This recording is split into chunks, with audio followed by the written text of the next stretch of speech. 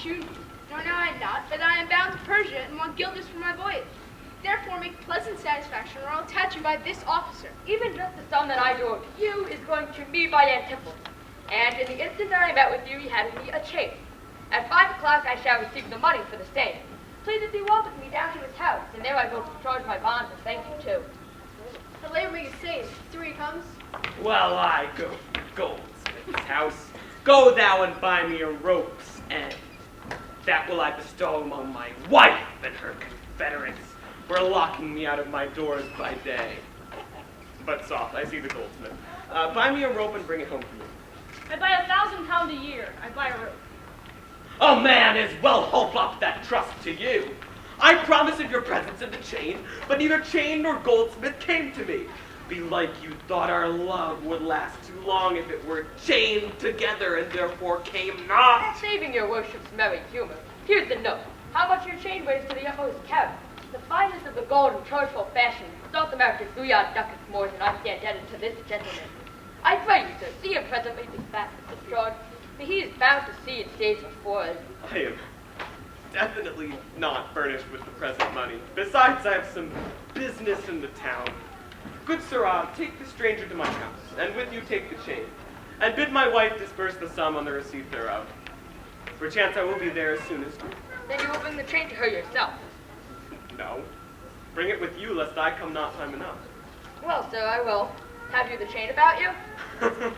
And if I have not, sir, I hope you have, or else you may return without your money. Nay, come, I pray you, sir. Both wind and tide say for this gentleman, and I to blame if held him here too long. Good Lord, you use this dalliance to excuse your breach of promise to the poor Bedine. I should have chinned you for not bringing it, but like a shrew, you first begin to brawl. The hour steals on, I pray you, sir, dispatch. You hear how he importunes me? The chain! Why, bring it to my wife and fetch your money. Come, you know I gave it to you even now. Either give me the chain or send by me some token. I know you run this humor out of breath. Come, where's the chain? I pray you let me see it. My business cannot break this down. Good sir, say whether you answer me or no, or I'll attach you by this officer. I answer you? What should I answer you? The money that you owe me for the chain! I owe you none till I receive the chain. You know I gave it to you half an hour since. You gave me none. You wronged me much. Just say so. You wrong me more, sir, in denying it. Consider how it stands upon my credit. Well, officer, arrest him at my suit. I do in charge in the Duke's name to obey me. This touches me in reputation. Either consent to pay this sum for me, or I attach you by this officer. Consent to pay thee that I never had. Arrest me, foolish fellow, if thou darest. Officer, here is my fee. Arrest him at my suit. I would not spare my brother in this case if I he do, should scorn me in so Hear the apparently. I do arrest you, sir. You hear the suit. I do obey thee, till I give thee bail. But, sirrah, you shall buy this board as dear as all the metal in your shop will answer. Sir, I will have law in Ephesus to your notorious shame. I doubt it not. Master, here is a bark of epidamnum that stays but till her owner come aboard, and then, sir, she bears away. Your fraudage, sir, I have conveyed aboard, and I have bought the oil, the balsamum, and the aquavitae. The ship is in her trim. The merry wind blows fair from land. The ship stays for none, but her owner, master, and yourself. How now? A madman? Why, thou peevish sheep? What ship of epidamnum stays for me? A ship you sent me for, to higher waftage. Thou drunken slave! I sent thee for a rope, and told thee to what purpose and what end. You sent me for a rope's end as soon. You sent me to the bay, sir, for a bark. I will debate this matter at more leisure and teach your ears to listen me with more heed. To Adriana, villain, hie thee straight. Give her this key, and tell her in the desk that's covered o'er with Turkish tapestry, there is a purse of ducats. Bid her send it. Tell her I am arrested in the street, and that shall bail me. Hide thee, slave, be gone. On officer to prison till it come. To Adriana's. that is where we dined, where Dowsabel did claim me for her husband. She is too big, I hope, for me to compass. Thither I must, although against my will, for servants must their masters' minds fulfill.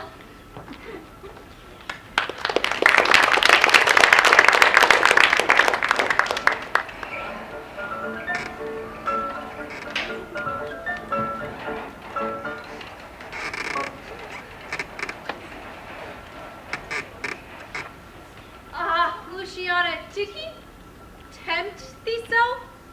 Mightest thou perceive austerely in his eye that he did plead in earnest? Yea or no? Looked he red, or pale, or sad, or merrily? What observation madest thou in this case of his heart's meteors tilting in his face? First, he denied you had in him no right. He meant he did me none, the more my spite. And then he swore that he was a stranger here. And true he swore, yet forsworn he were. And then I pleaded for you. And what said he? That love I begged for you, he begged of me. With what persuasion did he tempt thy love? With words that in an honest suit might move. First he did praise my beauty, and then my speech. Didst speak him fair? Oh, have patience, I beseech. I cannot, nor I will not, hold me still. My tongue, though not my heart, will have his will. He is deformed, crooked, old and seared, ill-faced, worse buddies, shapeless everywhere.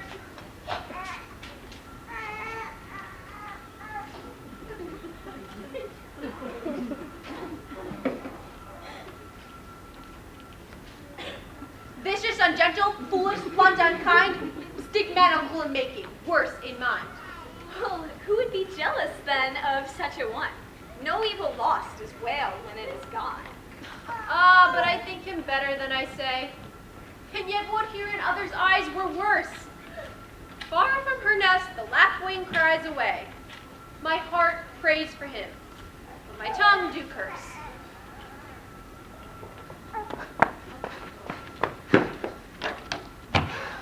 Here, go, the desk, the purse. Sweet, now make haste. How hast thou lost thy breath? By running fast. Where is thy master, Dromio? Is he well? No, he's in Tartar limbo, worse than hell. A devil in an everlasting garment hath him. One whose hard heart is buttoned up with steel. A fiend, a fury, pitiless and rough. A wolf, nay worse, a fellow all in buff. A back friend, a shoulder clapper. One that countermands the alleys, creeks, and narrow lands. A hound that runs counter and yet draws dry foot well. One that before the judgment carries poor souls to hell. Why, man? What is the matter? I do not know the matter. He's rested on the case. What, is he arrested? Tell me at whose suit. I know not at whose suit he is arrested well, but he's in a suit of buck that rested him. That can I tell. Will you send him mistress, redemption, the money in his purse? Go, fetch it, sister. This I wonder at. That he, unknown to me, should be in debt. Tell me, was he arrested on a band? Not on a band, but on a stronger thing. A chain, a chain. Do you not hear it ring? What, the chain? No, no, the bell. 'Tis time that I were gone. It was 2 ere I left him, and now the clock strikes 1. The hours come back. That did I never hear. Oh, yes. If any hour meet a sergeant, it turns back for very fear. As if time were in debt. How fondly dost thou reason? Time is a very bankrupt, and doth owe more than he's worth to seize it. Nay, he's a thief too, for hast thou not heard men say that time comes stealing on by night and day? If time be in debt and theft, and a sergeant in the way, hath he not reason to turn back the hours in a day? Go, Dromio. There's the money. Bear it straight, and bring thy master home immediately. Come, sister, I am pressed down with conceit. Conceit, my comfort and my injury.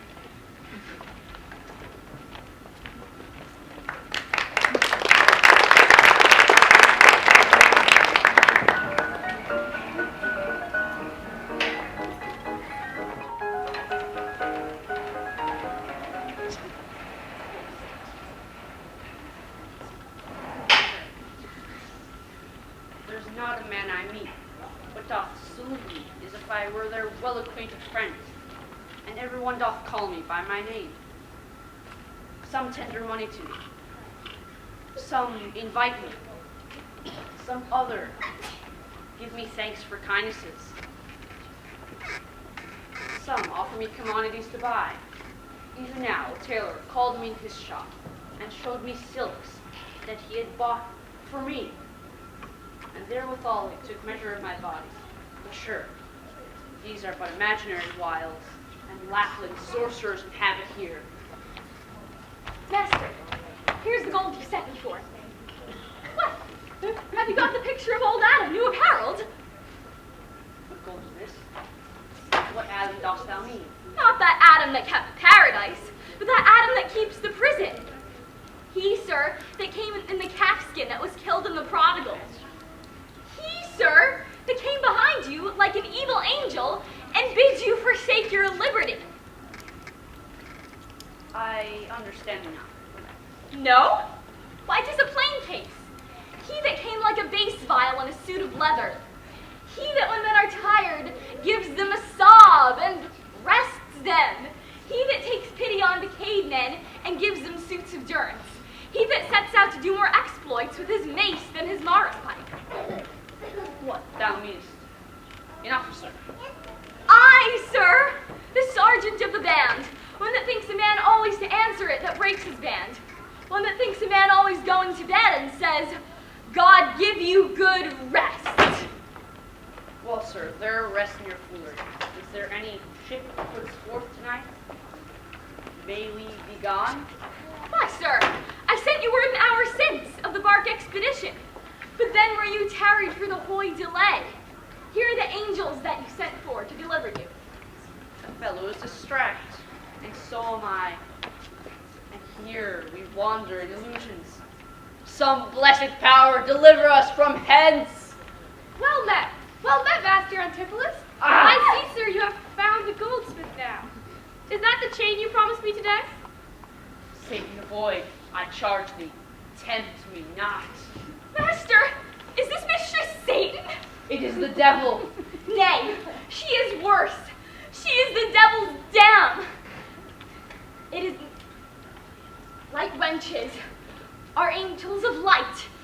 Light is an effective fire. Ergo, and fire will burn. Ergo, light wenches will burn. Come not near her. Your man and you are marvelous merry, sir. Will you go with me? We'll mend our dinner here. Master, if you do, expect spoon-beak, or bespeak a long spoon. Void then, fiend, what tell'st thou? Why, Dromio? Because he that eats with the devil must bespeak a long spoon. Avoid then, fiend, what tell'st thou me of supping? Thou art, as you are all, a sorceress. I charge thee, I conjure thee, to leave me and be gone. Give me the ring of mine today you had at dinner, or for my diamond the chain you promised, and I'll be gone, sir, and not trouble you. Some devils ask but for the parings of one's nail, a rush, a nut, a pin, a cherry stone, but she more covetous would have a chain. Master, and if you give it her, be wise, for she will shake her chain and fright us with it. I prithee, sir, my ring or else the chain. I hope you do not mean to cheat me so. Avaunt, thou witch. Come, Dromio, let us go. Fly brides as the peacock, mistress, that you know. Now, out of doubt, Antipholus is mad, else he would never so demean himself. A ring he hath of mine worth 40 ducats, and for the same he promised me a chain. Both one and other he denies me now. The reason that I gather he is mad, besides this present instance of his rage, is a mad tale today he told at dinner, of his own doors being shut against his entrance. Belike his wife, acquainted with his fits, on purpose shut the doors against his way. My way is now to hie home to his house, and tell his wife that, being lunatic, he rushed into my house and took perforce my ring away. This course I finish choose, for 40 ducats is too much to lose.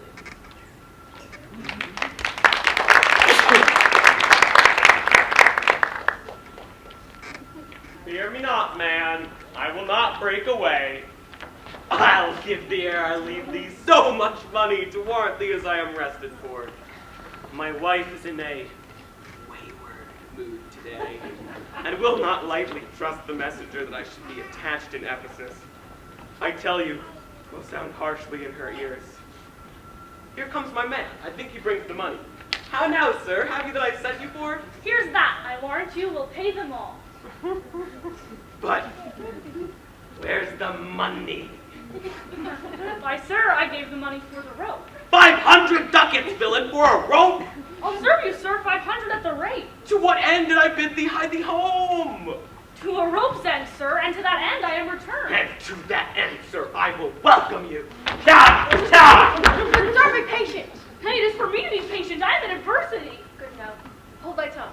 I'd rather persuade him to hold his hand. Thou whoreson senseless villain! I would I were senseless, sir, that I might not feel your blows. Thou art sensible in nothing but blows, and so is an ass. I am an ass indeed. I may prove it by my long years. I have served him from the hour of my nativity to this instant, and have nothing at my hands for my service but blows. When I am cold, he heats me with beating. When I am warm, he cools me with beating. I am waked with it when I sleep, raised with it when I sit, driven out of doors with it when I come from home, nay, welcomed home with it when I return, and I bear it on my shoulders as a beggar wants a brat. And I think when he hath lamed me, I shall beg with it from door to door. Come, go along. My wife is coming yonder.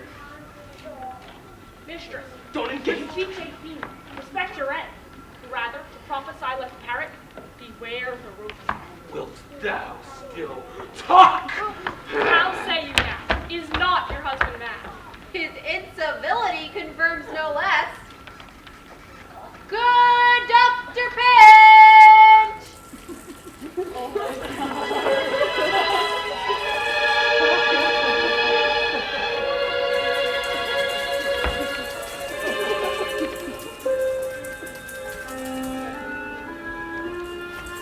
You are a conjurer. Establish him in his true sense again, and I will please you what you will demand.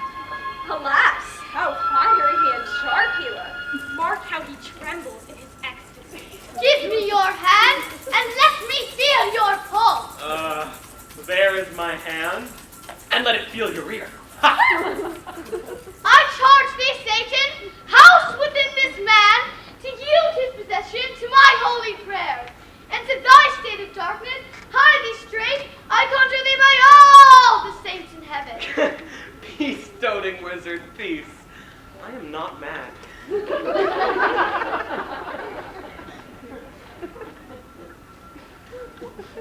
Oh, that thou wert not poor, distressed, sold. You, minion! Are these your customers? Did this companion with the saffron face revel and feasted at my house today? Whilst upon me the guilty doors were shut, and I denied to enter in my house? Oh, husband, God doth know you dined at home. Where would you have remained until this time, proving these slanders and this open shame? Dined at home? Thou villain, what sayest thou? Sir, sooth to say, you did not dine at home. Were not my doors locked up and I shut out? Perdy, your door's locked up and you shut out. Oh, and did not she herself revile me there? Sans fable, she herself reviled you there. Did not her kitchen maid rail, taunt, and scorn me? Certes she did. This kitchen vessel scorned you. And did not I in rage depart from thence? In verity you did. My bones bear witness, which since have felt the vigor of his rage. Is it good to soothe him in these contraries? It is no shame. The fellow finds his vein, and yielding to him, humor as well as frenzy. Thou hast suborned the goldsmith to arrest me. Alas, I sent you money to redeem you by Dromio here, who came in haste for it. Money by me? Heart and goodwill you might, but surely master not a rag of money. Whence not thou to her for a purse of ducats? He came to me and I delivered it. And I am witness to her that she did. God and the rope maker bear me witness that I was sent for nothing but a rope. Mistress, both man and master is possessed. I can see it by their pale and deadly looks. He must be bound and laid in some dark room. Say, wherefore didst thou thou lock me forth today? And why didst thou deny the bag of gold? I did not. Gentle husband, lock thee forth. And I, gentle master, received no gold. But I do confess, sir, that we were locked out. You, dissembling villain, thou speakest false in both. Dissembling harlot! Thou art false in all! And art confederate with a damned pack to make the loathsome abject scorn of thee.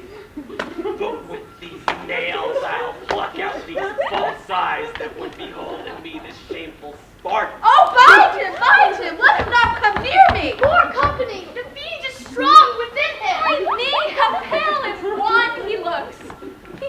What, wilt thou murder me? Thou jailer, thou, I am thy prisoner. Wilt thou suffer them to make a rescue? Masters, let him be. He is my prisoner, and you shall not have him. Go on this man, for he is frantic too. What wilt thou do, thy peevish officer? Hast thou delight to see a wretched man do outrage and displeasure to himself? He is my prisoner. If I let him go, the debt he owes will be required of me. I will discharge thee ere I go, Cooley. Bear me forthwith unto his creditor, and knowing how the debt grows, I will pay it. Good master doctor, see him safe conveyed home to my home.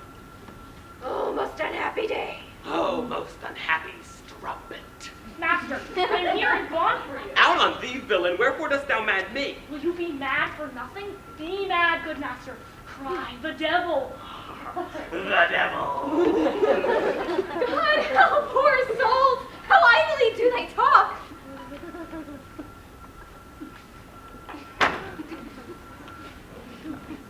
Go, bear him hence. Sister, you go with me. Say now, whose suit is he arrested at? One Angelo, a goldsmith. Do you know him? I know the man. What is the sum he owes? 200 ducats. Say, how grows it due? Due for a chain your husband had of him. He did bespeak a chain for me, but had it not. When as your husband, all enraged dead, came to my house and took away my ring. The ring I saw upon his finger now. Straight after did I meet him with the chain. It may be so, but I did never see it. Come, jailer, bring me where the goldsmith is. I long to know the truth hereof of large.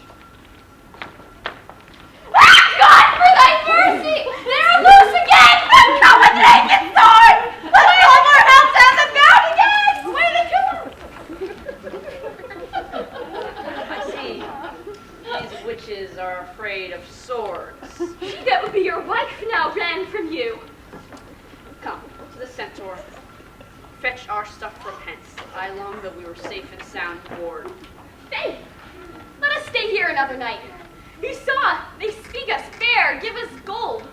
Methinks, this is such a gentle nation that, but for the mountain of mad flesh that claims marriage of me, I can find in my heart to stay here still and turn witch.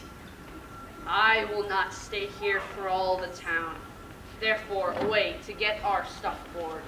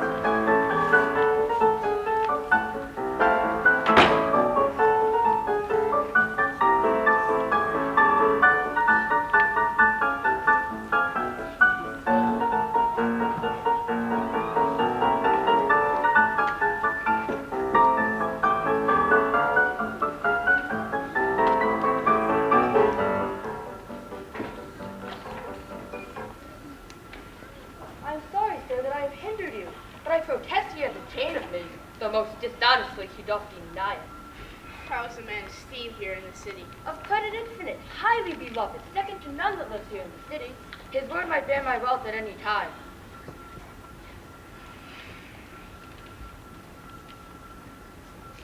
Speak softly yonder, as I think you ought. 'Tis so. And that self-same chain about his neck, which he forswore most monstrously to have? Good sir, draw near to me, I'll speak.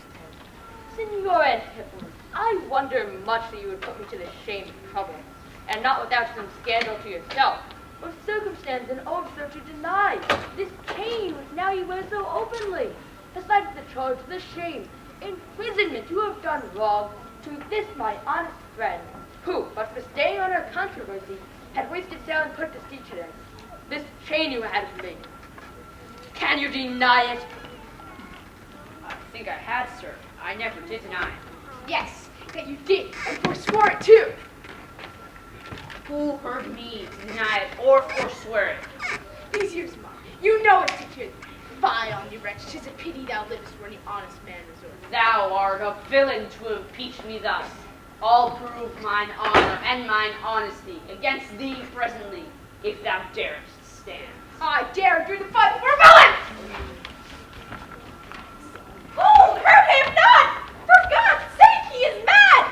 Some get within him, take his sword away, find Romeo too, and bear them to my house! Run, master, run! For God's sake, take a house! This is a priory inn, or we are spoiled! Be quiet, people. Wherefore throng you hither? To fetch my poor distracted husband hence. Let us come in, that we may bind him fast and bear him home for his recovery. I knew he was not in his perfect wit. I'm sorry now that I did you wrong. How long hath this possession held the man? This week he hath been heavy, sour, and sad, and much different from the man he was. But till this afternoon, his passion never broke into extremity of rage. Hath he not lost such wealth by rack of sea? Buried some dear friend? Had not his eyes strayed his affection in unlawful love? A sin prevailing much in youthful men, who give their eyes the liberty of gazing. Which of these sorrows is he subject to? To none of these except it be the last, namely some love that drew him off from home. You should for that have reprehended him. Why, so I did, Aye, but not rough enough. as roughly as my modesty would let me. Haply in private. And in assemblies too. Aye, but not enough. It was the copy of our conference. At bed, he slept not for my urging him. At board, he fed not for my urging it. Alone, it was the subject of my theme. In company, I often glanced at it. Still did I tell him it was vile and bad. And thereof came it that the man was mad. The venom clamors of a jealous woman poisons more deadly than a mad dog's tooth. It seems his sleeps were hindered by thy railing, and therefore comes it that his head is light. Thou sayest his meat was sauced with thy upbraidings. Unquiet meals make ill digestion, and thereof the raging fire of fever bred. And what's a fever but a fit of madness? Thou sayest his sports were hindered by thy brawls. Sweet recreation barred, what doth ensue? But moody and dull melancholy, kinsmen to grim and comfortless despair, and at her heels a huge infectious fruit of pale distemperatures and foes to life, in food, in sport, and life-preserving rest. To be disturbed would mad or man or beast. The consequences then, thy jealous fit, have scared thy husband from the use of wit. She never reprehended him but mildly, when he demeaned himself rough, rude, and wildly. Why bear you these rebukes and answer us not? She did betray me to my own repute. Good people, enter and lay hold on him. No, not a creature enters into my house. Then let your servants bring my husband forth. Neither. He took this place for sanctuary, and shall privilege him from your hand, till I brought him to his wits again, or lose my labor in assaying it. I will attend my husband, be his nurse, die his sickness, for it is my office, and will have no attorney but myself. Therefore, let me have him home with me. Be patient, for I will not let him stir, till I have used the approved means I have with wholesome syrups, drugs, and holy prayers, to make of him a formal man again. It is a branch and parcel of mine own, a charitable duty of my order. Therefore, depart and leave him here with me. I will not hence and leave my husband here, and ill it doth beseem your holiness to separate the husband and the wife. Be quiet and depart. Thou shalt not have him.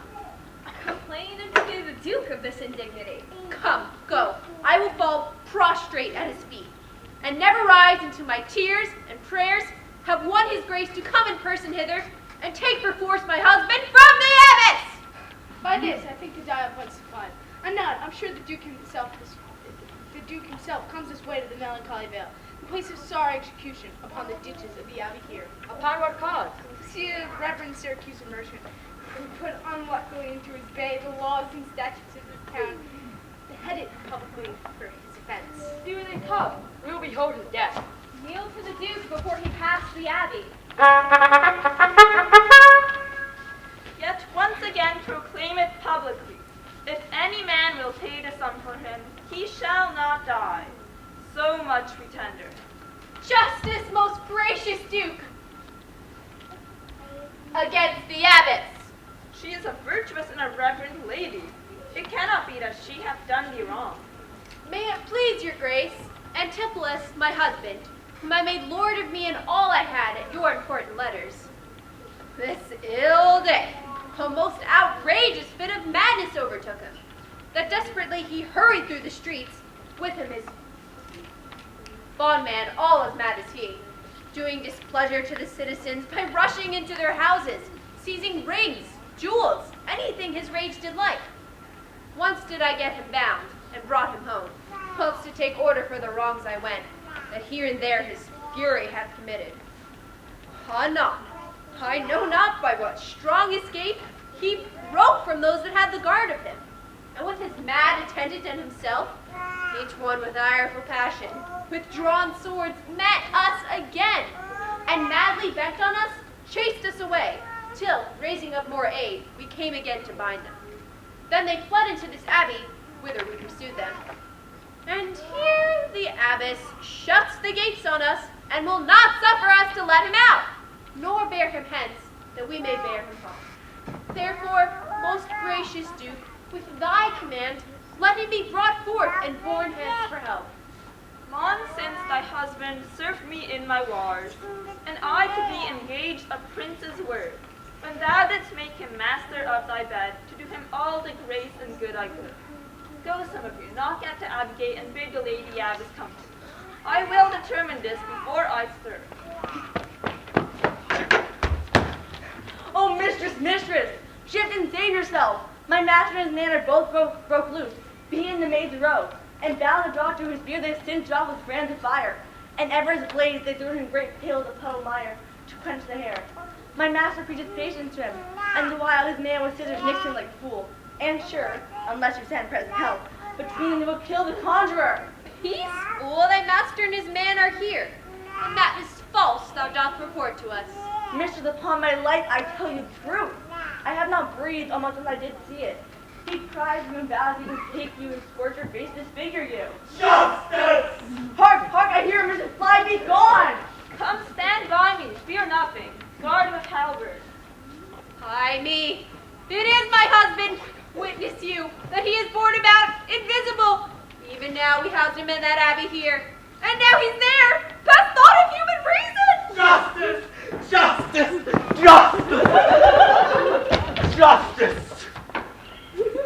Sweet my most gracious Duke, oh grant me justice. Even for the service that I did when I bestrid thee in the wars and took deep scars to save thy life. Even for the blood that I shed for thee, now grant me justice.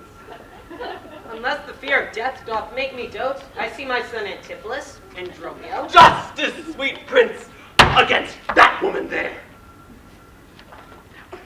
She whom thou gavest me to be my wife, that hath abused and dishonored me even to the strength and height of injury.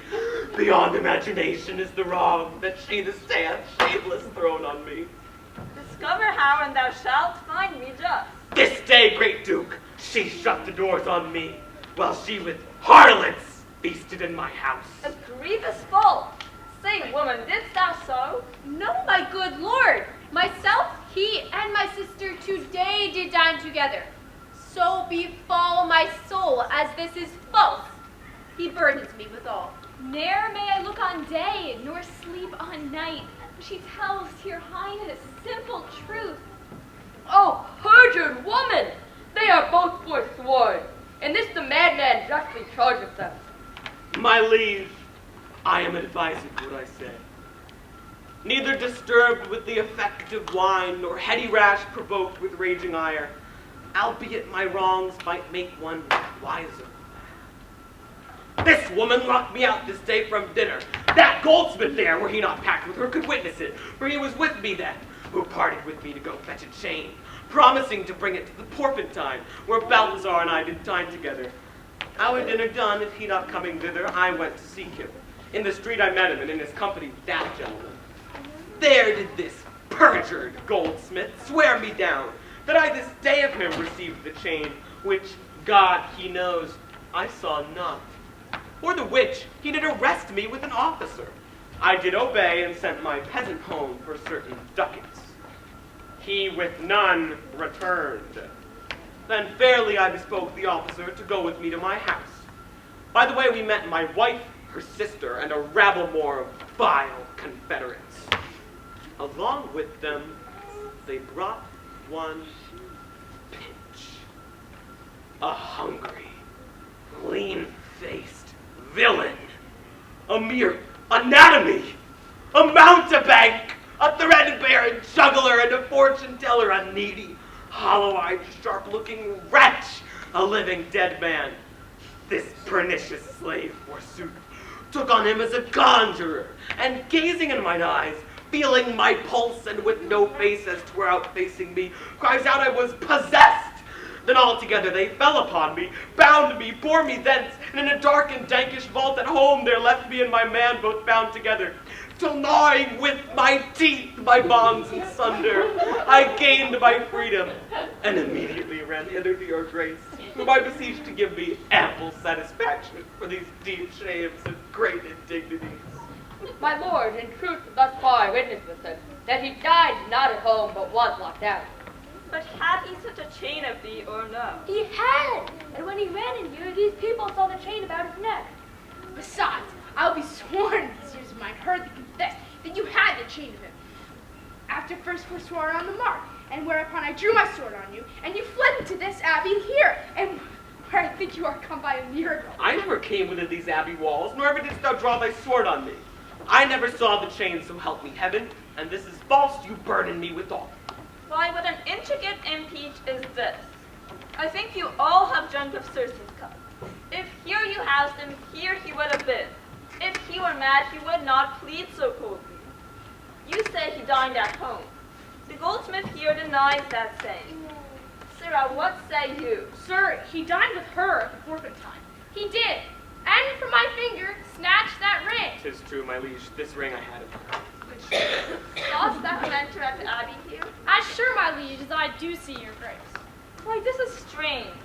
Go call the abbess hither. I think you are all mated or stark mad. Most mighty Duke, vouchsafe me speak a word. Haply I see a friend will save my life and pay the sum that may deliver me. Speak freely, Sir Fusion, what thou wilt. Is not your name, sir, Antipholus? And is not your bondman Dromio? Within this hour I was his bondman, sir. But he, I thank him, gone into my court. Now I am Dromio and his man unbound. I am sure the both of you remember me. Ourselves we do remember, sir, by you. For lately we were bound as you are now. You are not Pinch's patient, are you, sir?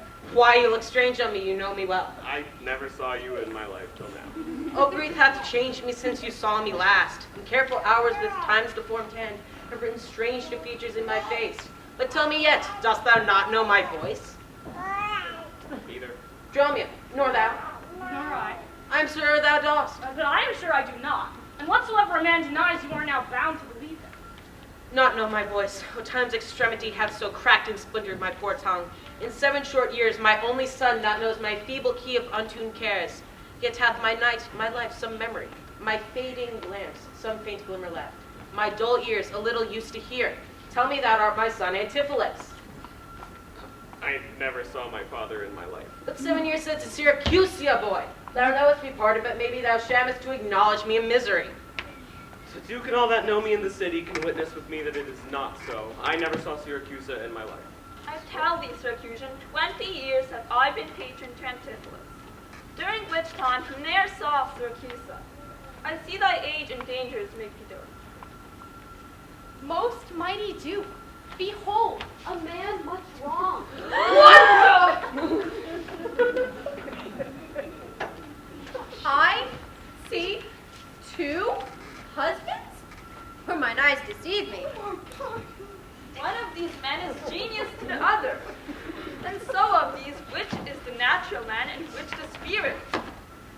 ciphers them. I, sir, am Dromio. Command him away. I, sir, am Romeo. Pray let me stay. Adrian, art thou not? Or else his ghost, Oh, my old master, who have bound him here? Whoever bound him, I will lose his bonds and gain a husband by his liberty. Okay. Thou beest the man that hadst a wife once called Amelia, that bore thee a burden, two fair sons. Oh, if thou beest the same Aegean, speak, and speak into the same Amelia. Why, here begins his morning story right. These two Antipholus, these two so like, and these two Dromios, one in semblance, within her urging of her rack at sea. These are the parents to these children, which are accidentally met together. Oh, I get it. I do. Oh, Mom. But that's Mom. The next.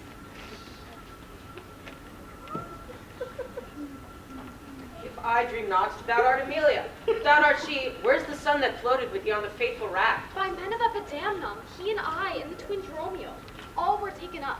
But by and by, rude fishermen of Corinth, by force took Dromio, and me from them, they left with those of Epidamnum. What then became of them, I cannot tell. I to this fortune that you see me. Antipholus, thou camest from Corinth first. No, sir, not I. I came from Syracuse. Stay, stand apart. I know not which is which. I came from Corinth, my most gracious lord. And I with him. Brought to this town by that most famous warrior, Duke Menaphon, your most renowned of them. Which of you two did dine with me today? I, gentle mistress. And are you not my husband? No, I say nay to that. And so do I. Yet did she call me so. And this fair gentlewoman, her sister here, did call me brother. What I told you then, I hope I shall have leisure to make good. If this be not a dream, I see it again. No! That is the great dose you had of me! I think it be, sir. I deny it not. And you, sir, for this chain arrested me. I think I did, sir. I deny it not.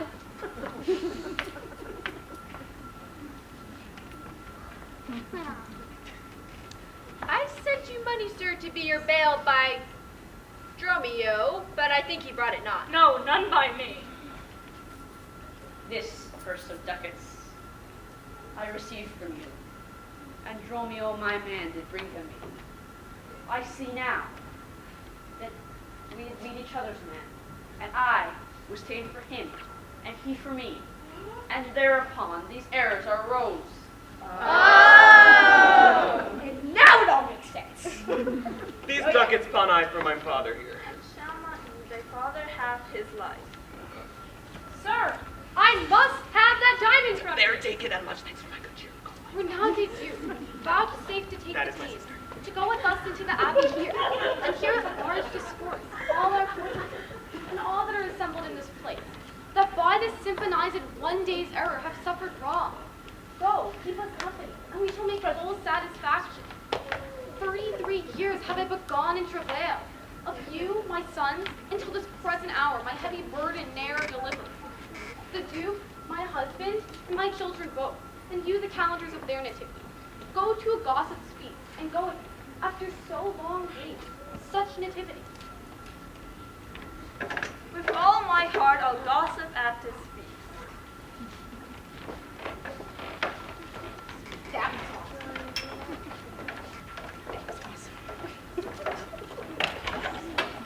Master, shall I fetch your goods that lay in the shipboard? Dromio!